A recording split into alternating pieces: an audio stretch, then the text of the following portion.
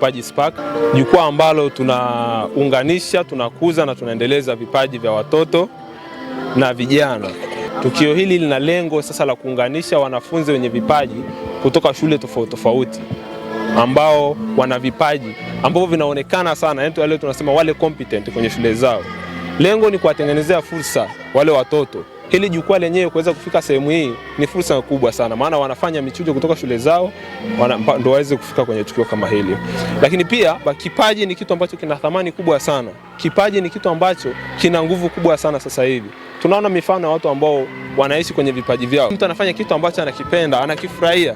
Kwa hiyo inakuwa inatoa fursa kwenye maisha ya watoto kuishi na yani anaweza kuwa creative, anafanya vitu ambavyo ni mbadala, anakuwa mjanja sana, anakuwa anafanya vitu ambavyo ni kama yani anajiongeza sana kwa sababu anafanya kitu ambacho anakipenda na kitu ambacho ana nguvu nacho. Hivyo ndo tumeamua kuleta hili. Tunakuwa tunaalika shule kutoka sehemu tofauti tofauti, wanakuja wanaungana, wanafanya tukio hili. Na ni tukio ambalo ni nzuri sana na mpaka sasa hivi tumeona mwitikio wa jamii kwa sababu ni sehemu ambapo watoto wanaonyesha yani ujasiri mkubwa sana na wanaonyesha uwezo ambao mtu hawezi kutegemea kwa kawaida. Lakini pia tunawapa pongezi hizi shule ambazo zinatuonesha ushirikiano.